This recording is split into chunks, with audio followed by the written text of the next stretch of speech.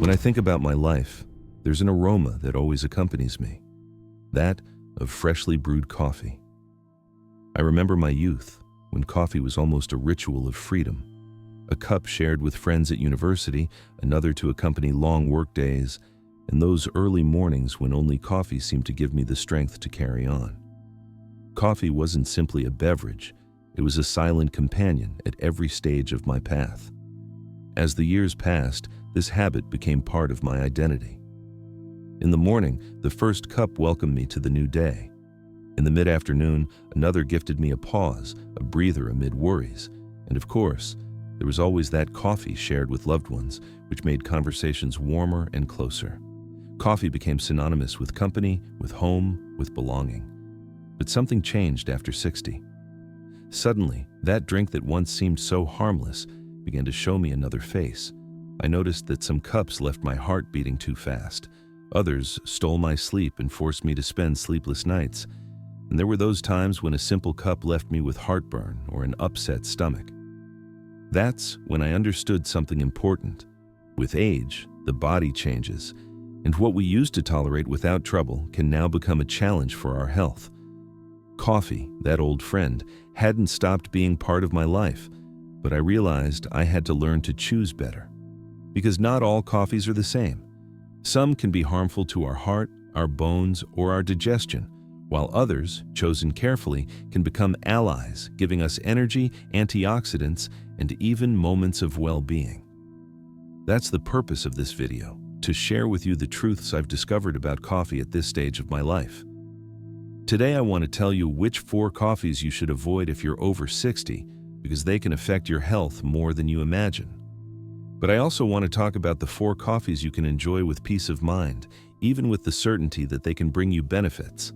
Stay until the end, because what you'll learn here can make the difference between continuing to drink a beverage that harms you without your knowing, or rediscovering coffee as a healthy, pleasant companion in your day-to-day life. And before we begin this list, I want to ask you a question that will help me get to know you better. How old are you, and from which country are you watching us? Write it in the comments. I'd love to know. Coffee and life after 60. When we're young, we can drink coffee almost without thinking about the consequences. 1, 2, or even 3 cups a day seem to have no effect beyond giving us energy. However, as the years go by, the body begins to change, and one of the most notable transformations occurs in how we process caffeine. From 60 onwards, the body no longer metabolizes substances the way it used to. The liver, which is responsible for breaking down caffeine, works more slowly, and that means caffeine remains longer circulating in our blood. What used to be eliminated quickly can now take many more hours to leave our system. And that detail, which seems so small, is the key to why a single cup of coffee can affect many older adults so much. One of the first effects to make itself felt is the impact on sleep. Perhaps before you could have an afternoon coffee without a problem, but now that same cup can rob you of the night's peace. Caffeine stimulates the central nervous system, keeps the brain on alert, and reduces the body's ability to enter deep sleep phases. Sleeping poorly is no small matter. It affects memory, mood, the heart, and even the immune system. That's why something as everyday as drinking coffee at odd hours can become a real obstacle to rest. Coffee also influences blood pressure. Though it doesn't affect everyone the same way, it's common for a strong cup to cause a temporary increase in pressure in older adults. If you already live with hypertension, that small rise can be risky. It's not about demonizing coffee, but about understanding that the body's reaction changes with age.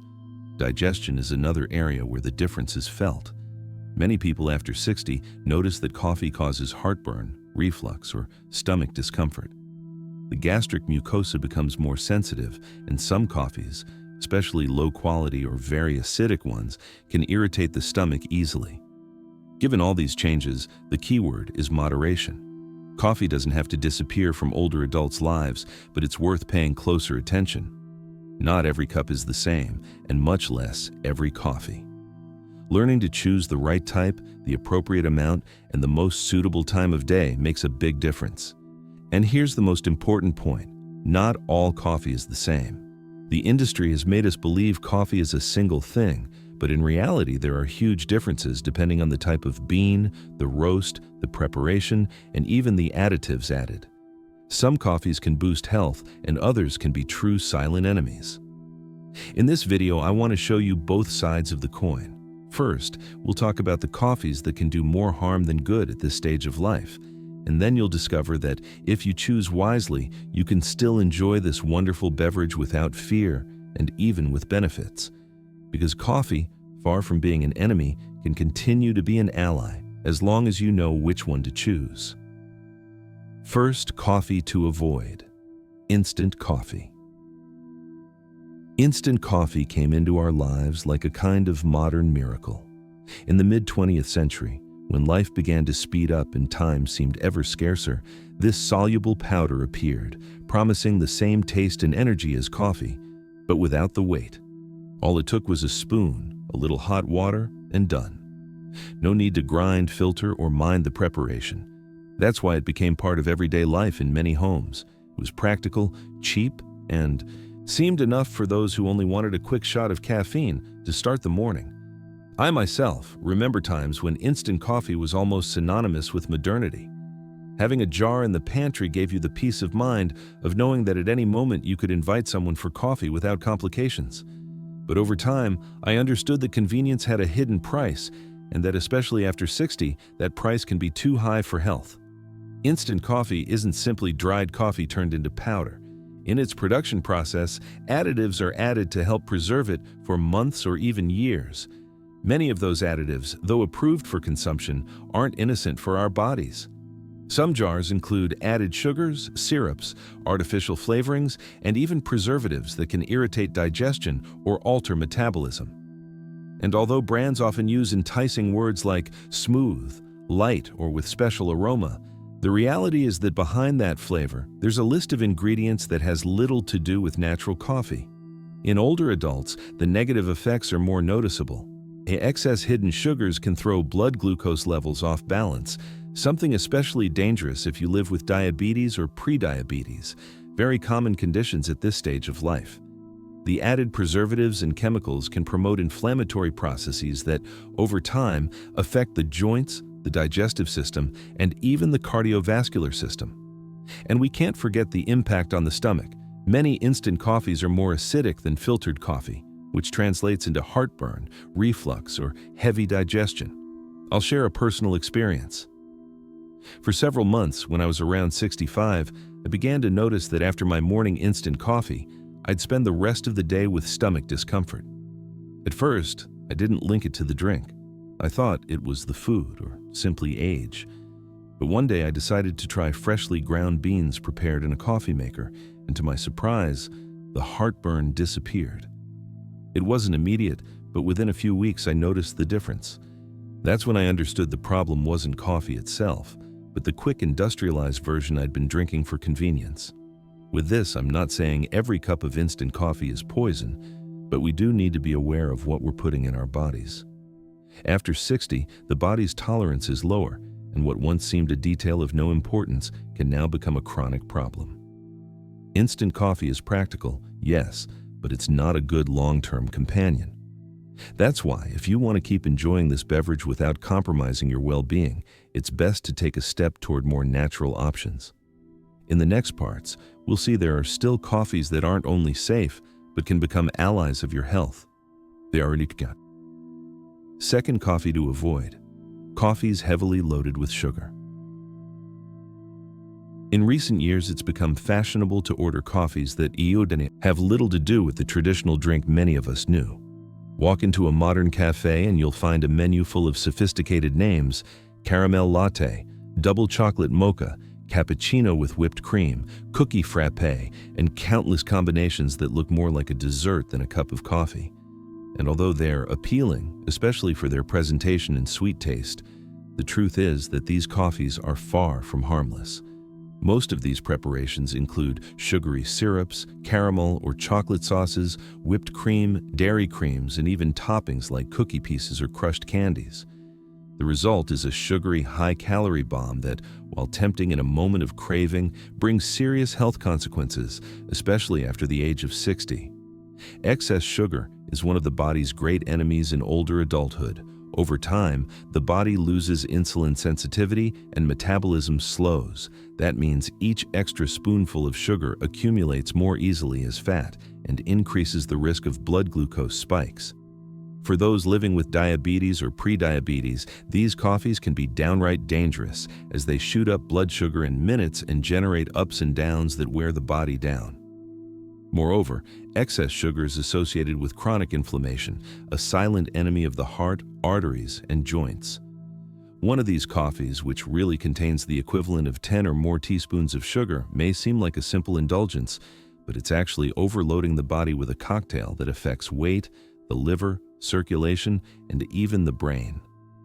The weight gain often attributed to age doesn't always have to do with getting older, but with small repeated habits, like turning coffee into a liquid dessert every day. I remember a friend who, for a long time, said her only sin was stopping by her favorite cafe 3 or 4 times a week for a vanilla latte with extra cream. She saw it as something innocuous, a kind of reward for staying active despite her age. However, over time she began to have hypertension issues and to gain weight without realizing it. When she checked the nutritional content of her favorite drink, she discovered each cup had more calories than a full lunch. That's when she understood it wasn't a harmless indulgence, but an unnecessary burden on her body. The problem isn't coffee itself, but everything added to it.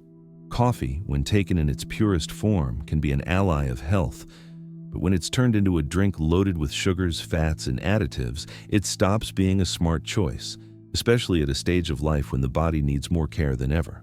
Therefore, if you're over 60, it's important to rethink these habits. A sweetened coffee once in a while may not be a problem, but making it a daily habit opens the door to illnesses that, in many cases, could be avoided with simpler, healthier choices. The key is to remember that what seems a small detail, on a little syrup here, a layer of cream there, can, over time, become a big burden on your health.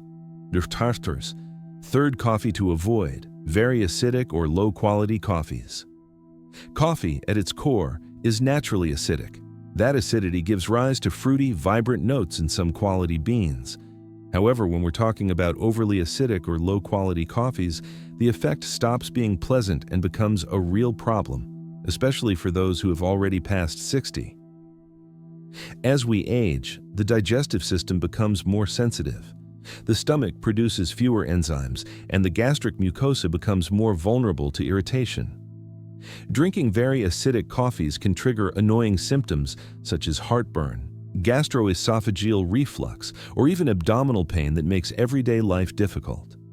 What for a young person might be a passing discomfort can become, in an older adult, a chronic condition that affects quality of life.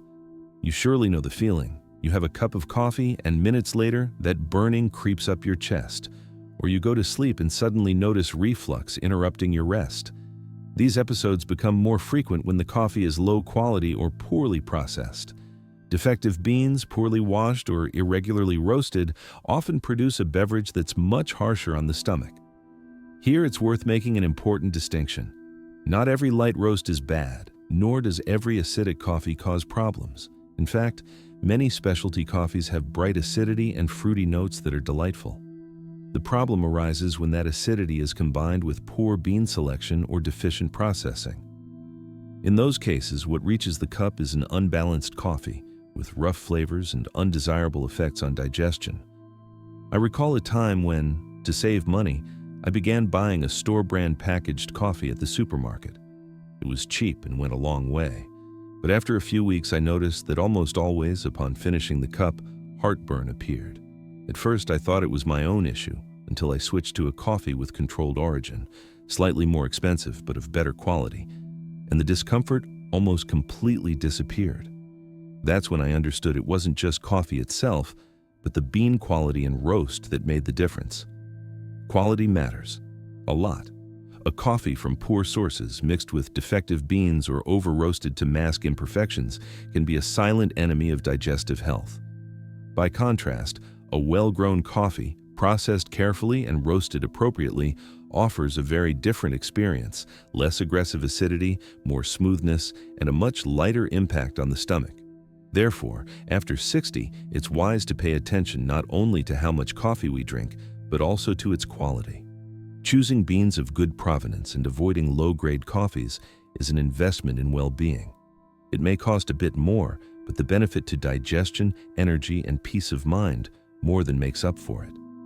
In short, the third coffee worth avoiding is the one that, due to extreme acidity or poor quality, ends up doing more harm than good. The key is recognizing that not all coffee is the same, and that at our age, we can no longer afford to drink just anything because it's cheaper or faster to prepare. Fourth coffee to avoid: coffee that's too strong or excessively high in caffeine. During youth, many of us boasted of being able to drink several cups a day without paying for it. I remember times when I could start the morning with a couple of coffees, then have another at midday. And if the afternoon stretched on, add yet one more to stay alert. Back then, coffee was a motor that pushed me to perform more. But over time, I discovered that what once seemed a harmless ally can, in maturity, become a silent enemy. Caffeine, that stimulating substance we love so much, acts differently in an older adult's body. As the years pass, the liver metabolizes substances more slowly, which means caffeine remains in the blood longer. If before the effect faded after a few hours, now it can last all day and even affect nighttime rest. It's no coincidence that so many older people suffer insomnia or frequent awakenings after a day with too strong coffee. But it's not just about sleep. Excess caffeine is also linked to palpitations, arrhythmias, and sensations of anxiety that can be very uncomfortable and worrying. The heart, which already needs special care with age, suffers when we overtax it with stimulants. Even those who never felt tachycardia in their youth can begin to notice it in later life after an overly strong cup. I've lived that transition myself. I remember that until a few years ago I could drink 3 or 4 coffees a day without issue. However, I began to notice my body no longer responded the same. After a very strong afternoon cup, I'd feel restless come nightfall, with a racing heart and a nervous feeling that kept me from sleeping. That's when I understood tolerance to coffee isn't eternal, and our bodies change with age. That's why one of the most common mistakes after 60 is continuing to drink coffee as if we were still 20 or 30. The body no longer processes it the same, and the excess accumulates in the form of discomforts that may seem small at first, but over time turn into serious health problems. Excess caffeine can worsen hypertension, increase the risk of falls due to lack of restorative sleep, and weaken the nervous system. The recommendation, then, is clear. Enjoy coffee, but with moderation and awareness. It's not about quitting it entirely, but about controlling quantity and intensity. Perhaps 1 cup in the morning is enough to start the day with energy instead of several spread throughout the day. Also, pay attention to the type of coffee. Some beans and roasts concentrate more caffeine than others, and not all bodies react the same. In short, the fourth coffee to avoid isn't a specific preparation, but the habit of drinking it too strong or in excess. Because what yesterday gave us vigor can today take away peace, sleep, and health. The key is to listen to the body, respect its limits, and remember that at our age, less can be much more. Fourth coffee to avoid: coffee that's too strong or excessively high in caffeine. Coffee has always been a great companion in life. During youth and even in early adulthood, many of us could drink several cups a day without thinking much about it. 2 in the morning, another after lunch, maybe 1 more in mid-afternoon. And it seemed nothing happened. The body held up, sleep wasn't so affected, and the heart responded with energy. However, what used to be a habit, after 60 begins to become a real risk.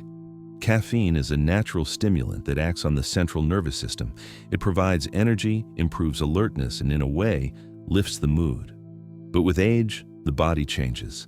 The liver metabolizes caffeine more slowly, which means it stays longer in the blood. That makes the effects last much longer and consequently intensifies the risks. insomnia, nervousness, anxiety, and even palpitations or arrhythmias in those whose cardiovascular health is already delicate. Insomnia, for example, is one of the most frequent problems in older adulthood. Many people believe it isn't related to coffee because they drink it early in the day. However, when caffeine remains active in the body for hours, even an apparently harmless morning cup can disrupt nighttime rest, and sleep, as we know, is one of the most important pillars of health. Poor sleep affects memory, mood, balance, and even the strength of the immune system. But sleep isn't the only thing affected. The heart pays the consequences too. Drinking very strong coffee, especially several cups a day, can trigger palpitations, arrhythmias, and even feelings of chest tightness. And although sometimes these discomforts seem fleeting, they shouldn't be ignored. With age, the cardiovascular system needs more care, and excess caffeine only adds unnecessary pressure. I've experienced it myself. For decades, I drank coffee without moderation, 3-4 cups, sometimes more on heavy work days. But over time, I began to notice changes. I struggled to fall asleep, I woke several times at night, and at times I felt my heart accelerate for no reason. At first, I thought it was a coincidence, until one day I decided to cut back. It was enough to limit myself to 1 in the morning to find everything improved. I slept better, felt calmer, and the palpitations almost completely disappeared. That was an important lesson. It's not that coffee is bad in itself, but that the dose is everything. After 60, the body doesn't need or tolerate the same amount as before. Therefore, the recommendation is clear. Avoid excessively strong coffee and control the daily quantity. It's not about giving up the pleasure of a good cup, but about adapting it to the body's needs at this stage of life. A mild coffee in the morning can be enough to activate the mind without overloading the body. And if you really want another cup, make it decaf or very light. The important thing is to listen to your body. If you notice nervousness, sleep problems, or palpitations, caffeine is probably playing a bigger role than you imagine. In short, the fourth coffee to avoid is the one that, due to its strength or excessive quantity, becomes an enemy of tranquility. Because while caffeine can give energy, it can also take something far more valuable: calm, restorative sleep, and heart stability. And at our age, that's something we're not willing to compromise. We've already traveled an important road together. We've talked about those 4 coffees that, although for many years might have seemed harmless or even inevitable, after 60 can become a problem. The first was instant coffee, so popular for its speed but full of additives and with a negative impact on digestion and blood sugar levels. A product that, far from being natural, ends up being a poor option for those of us who need to care for our health more closely. The second were excessively sweetened coffees, the ones abundant in cafes today that seem more like desserts than a drink. With their syrups, creams, and toppings, they may seem like a delicious indulgence, but they hide a great risk for weight, diabetes, and the heart. The third, very acidic or low-quality coffees that directly affect the stomach. That annoying acidity, reflux, and heavy digestion we so often take for granted are usually related to poor quality beans or poorly executed roasting. And if they already bothered us when we were young, at this stage, they're even harder to tolerate. And finally, the fourth, coffees that are too strong or excessively high in caffeine. Those that steal our sleep, speed up the heart, and generate nervousness. What we once tolerated without problems now becomes an unnecessary burden for our bodies, which need calm and balance more than ever. But here's where the tone changes. Because the good news is that not all coffee is bad, far from it. The key is knowing how to choose. There are coffees you can not only enjoy with peace of mind, but that also bring real benefits: antioxidants, balanced energy, better digestion, and even a protective effect for the heart and brain. So if up to this point you felt a bit disappointed thinking you had to give up coffee, rest easy. It's not about saying goodbye, but about opening the door to new options. Rediscovering this beverage from a more conscious perspective, tailored to the needs of this stage of life. In the next few minutes, we're going to go through which 4 coffees are indeed worth drinking after 60. 4 choices that not only respect our bodies, but can become a small ritual of health and well-being. Join me, because what's coming now is the most hopeful part of this journey, discovering how coffee can remain that lifelong companion, but in its best version. First, coffee. Recommended: natural decaffeinated coffee. When one hears the word decaf, it's often associated with a fake or bland coffee. And that's normal. For decades, decaf was seen as a second-rate option, something you drank only if your doctor forbade caffeine. But the truth is that today, the processes to produce good decaf have improved so much that we can now enjoy coffee with all its aroma and flavor, but without caffeine's negative effects. There are different methods to remove caffeine from the beans, but not all are equally advisable. Some processes use chemicals which, though authorized, still raise doubts. However, the healthiest, most bean-friendly method is the Swiss water process, or water process. In it, green beans are soaked in hot water, which naturally extracts the caffeine without harsh chemicals. The result is a clean coffee, with its flavor profile intact and, above all, safe for those who need to take greater care of their bodies. The main benefit of decaf is obvious. We can enjoy that daily ritual without worrying about insomnia, nervousness, or palpitations. For those with hypertension or trouble falling asleep, decaf is an ally that allows you to keep sharing the social and personal experience of coffee without compromising health. Also, don't forget that coffee, even without caffeine, retains many of its antioxidants and beneficial compounds. These substances help combat cellular aging, something especially important after 60. So we're not giving up its properties, but adjusting them to what our body needs at this stage. Personally, the day I decided to switch to natural decaf, I felt some resistance. I thought I'd lose that extra energy caffeine gave me, but I discovered that what I really enjoyed was the aroma, the flavor, the warmth of the cup in my hands, and decaf preserves all of that intact. That's why this first recommended coffee is perfect for those who don't want to give up the pleasure of coffee but do want to avoid caffeine's risks. The key is to choose it well. Make sure it's natural, high quality, and if possible, made with the water method. In this way, what seemed like a sacrifice becomes an opportunity to keep enjoying, without fear and with more peace of mind. Second, coffee. Recommended: organic, high-quality, whole bean coffee. The second coffee I want to recommend is organic whole bean coffee, a type that stands out not only for taste but for the care behind its production. The difference between a standard commercial coffee and an organic one is bigger than many think, and it can make a huge difference in health and daily enjoyment. Commercial coffee found in big stores often comes from intensive crops where pesticides, chemical fertilizers, and mass roasting processes are used that sacrifice quality for quantity. All this can produce a drink that's more acidic, harsher on the stomach, and with a flat or even unpleasant flavor profile. By contrast, organic coffee is grown without artificial chemicals, respecting the Earth's natural cycles. This not only protects the environment and the farmers, but also results in a cleaner bean, richer in nutrients. Not being exposed to so many pesticides, coffee better preserves its antioxidants, compounds that help protect our heart and brain. Another point to highlight is flavor. Quality organic coffee has a more defined, smoother, more balanced profile. Fruity, chocolatey, or floral notes are more noticeable depending on the variety. This turns each cup into a sensory experience that goes beyond simple caffeine. It becomes a ritual to be savored calmly, as this stage of life deserves. How to choose and prepare it.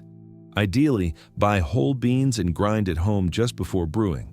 This way, we preserve freshness and avoid the oxidation that occurs when coffee has been pre-ground for weeks or months. As for the method, gentler preparations like French press or manual pour-over let you better appreciate the beans' qualities without adding too much acidity. I myself noticed a big difference when I switched from a standard coffee to an organic, medium roast one. My stomach tolerated it much better, and I regained the pleasure of tasting a more authentic flavor.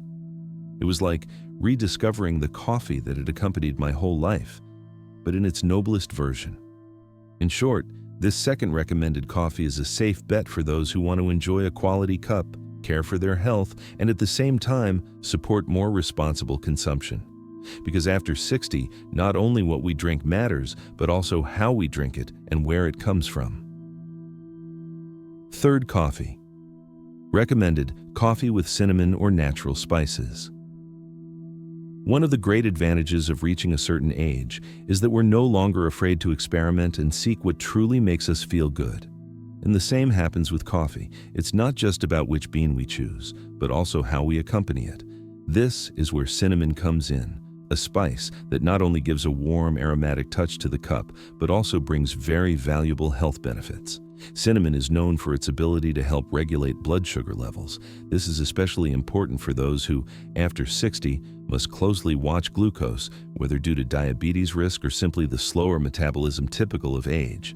By adding a pinch of cinnamon to our coffee, we don't just enhance flavor, we add a natural ally that helps keep the body in balance. But cinnamon isn't alone. There are other spices that can also transform coffee into a healthier and, at the same time, delicious drink. Cardamom, for example, widely used in countries like Turkey or India, adds a fresh aroma and a slight citrus note that aids digestion. Clove, for its part, has anti-inflammatory and analgesic properties, in addition to an intense flavor that can add depth to the drink. Even a pinch of nutmeg can turn an ordinary cup into a different, comforting experience. The important thing is to understand that coffee can cease to be just caffeine and become a functional beverage, adapted to our current needs. There's no need to add sugar or heavy creams to enjoy it. With a little creativity and the right choice of spices, we can have a cup that not only wakes us up, but also cares for us. I myself started by timidly adding ground cinnamon, just a little on the surface.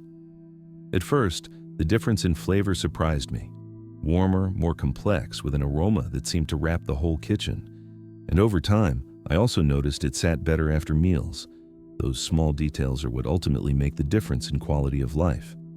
That's why this third recommended coffee is coffee with cinnamon or natural spices.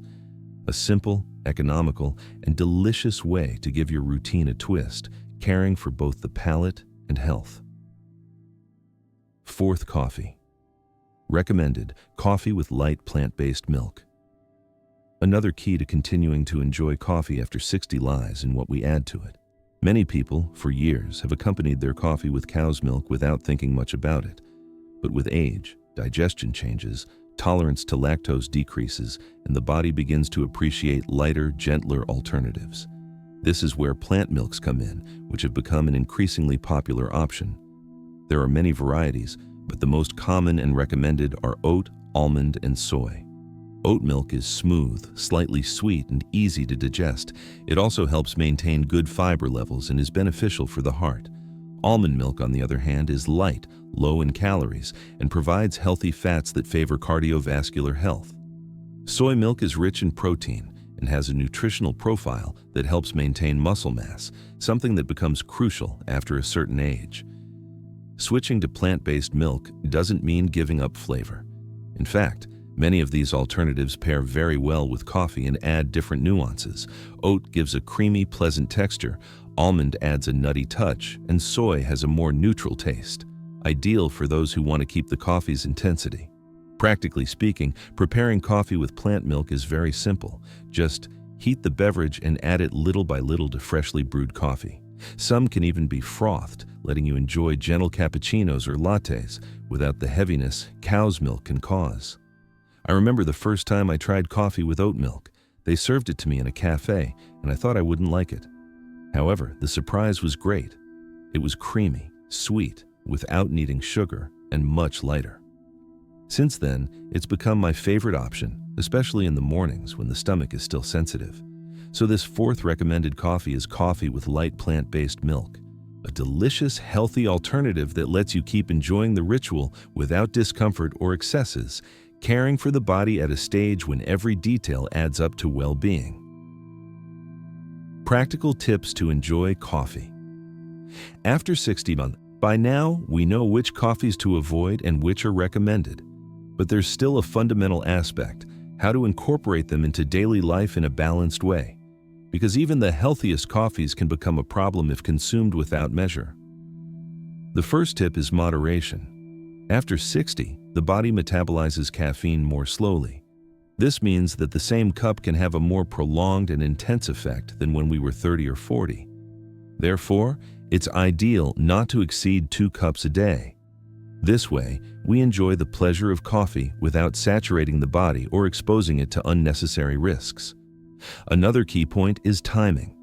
Drinking coffee in the afternoon or at night usually interferes with sleep. And rest in older adulthood is as important as nutrition.